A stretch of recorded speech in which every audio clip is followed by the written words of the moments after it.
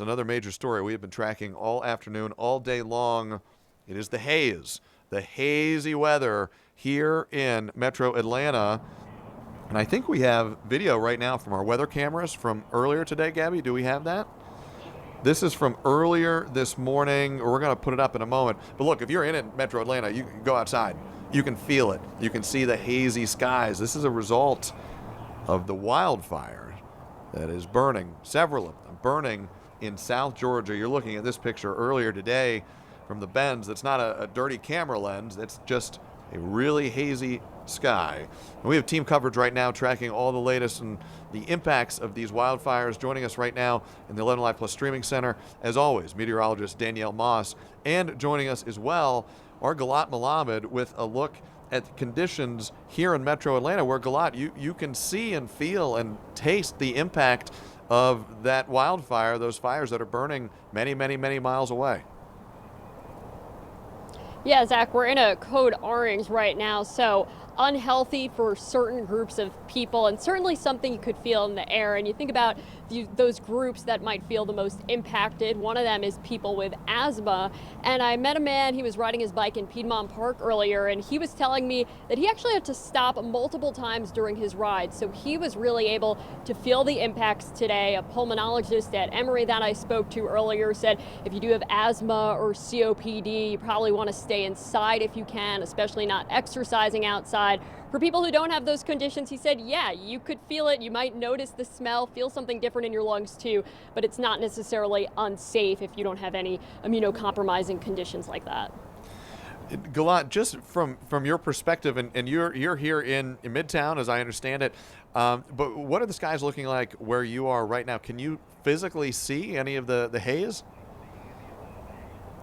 I think it's gotten a little bit better for sure since the morning, and I'll step out so we could kind of push in a little bit to the sky. You can see clouds now. It's not just one blankety, hazy sky like what we saw earlier this morning. When I stepped out into Midtown, I was able to even smell smoke inside a building. We were even able to smell it inside the building here. Now, when I'm standing outside, I don't smell anything, so a big difference being able to smell it inside a building this morning to not smelling anything, at least at the moment, while standing outside.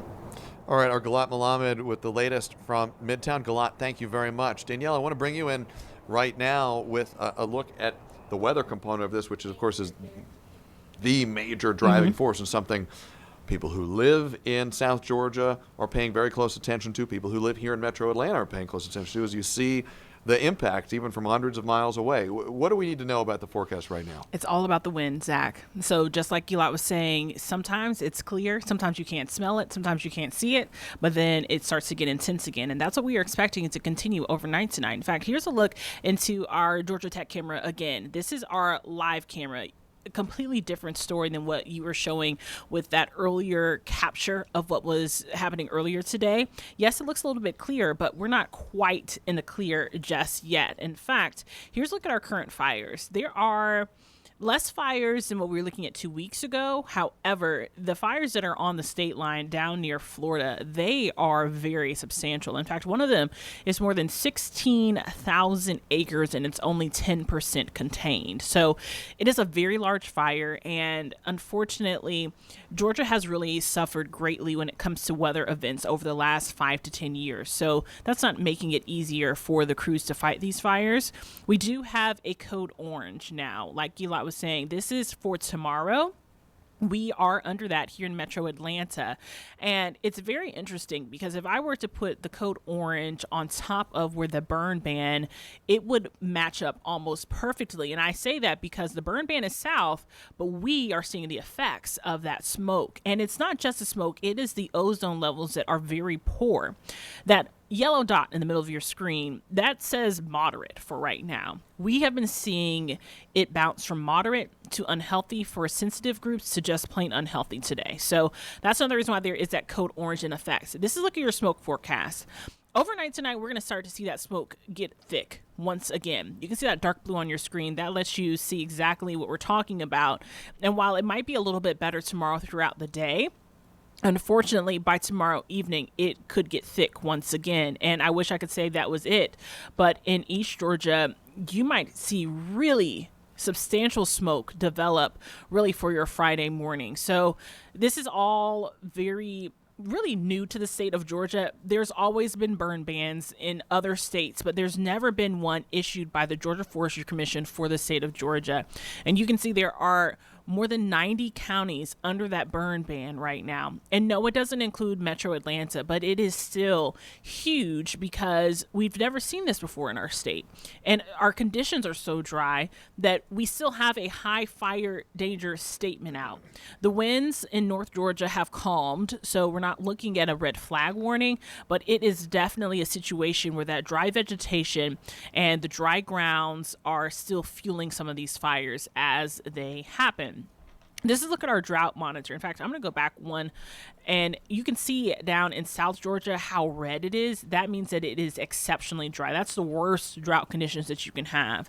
And here in Metro Atlanta and North Georgia, we are extremely dry. So this is not a situation that's going to be solved immediately, even though we are tracking some rain showers. And even as we take a look at our satellite and radar down in South Georgia, there are a few scattered showers, but it's just not enough, unfortunately.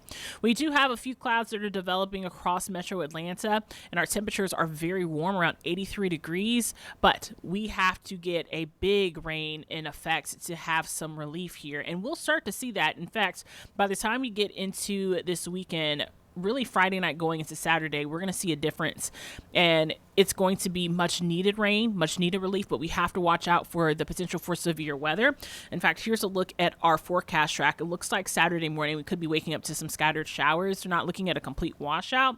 The one day that I am concerned about will maybe be Monday into Tuesday, where we see maybe a storm system start to set up. But unfortunately, right now, our models are not agreeing altogether. But it doesn't matter. We need rain, period. And not just here in Metro Atlanta and North Georgia, but across the entire state. It is very, very dry. So hopefully we continue to see a lot more development with that rain.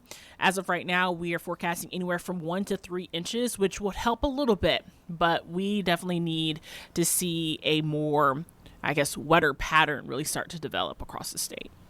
And to rewind right to the words you delivered at the top of that forecast, the wind is such a big factor too. Of course, you want the rain to come, would be an enormous help for everybody in our state right now. But I know those firefighters in particular, people who are battling this wildfire, are paying such keen attention to the wind, because one shift in the direction of the wind really impacts how quickly the wildfire is spreading, the wildfires, and also what direction. I mean, you could be planning for one thing and the wind shifts, and very quickly it's taken on a very different orientation and direction. Exactly. And that was one of the things that our colleague was talking about there in Jacksonville. He was saying that the fire actually jumped the containment. So because of the way the winds are, it's way windier there than it is here in Metro Atlanta. But because the winds were so gusty over the last few hours, really over the last 24 hours, they saw the winds push that fire over containment. So while they had started making progress on containing that fire, unfortunately the winds made it even worse. So it's one of those situations where we are at the hands of Mother Nature. Yes, we can forecast all day long and say, you know what, it looks like it's going to get worse, or it could get better in the next few hours. But as the winds really develop, and we have a lot of technology now to help us with this, but as the winds develop, whether you're looking at winds coming in from the west, and that's kind of what we have setting up right now, that is going to impact us here in North Georgia, and what we are seeing, what we are smelling as well. Like Gilad was saying, in our building, when you open the doors, you can smell that smoke. So it's very important that if you do have any respiratory issues, that you either try to stay inside or wear a mask as you head out, because that's the best way to make sure that you are protected, especially throughout the next few days. I'm thinking that this smoke could stay around here in Metro Atlanta at least until maybe Friday, before we start to see a little bit of relief. So it could be quite some time here, it sounds like. A couple of days at least. We know folks in Clinch County and Brantley County in particular experiencing the brunt of these wildfires, and we know they're paying very close attention to this forecast. Danielle Moss, thank you very much. Thanks, Zach.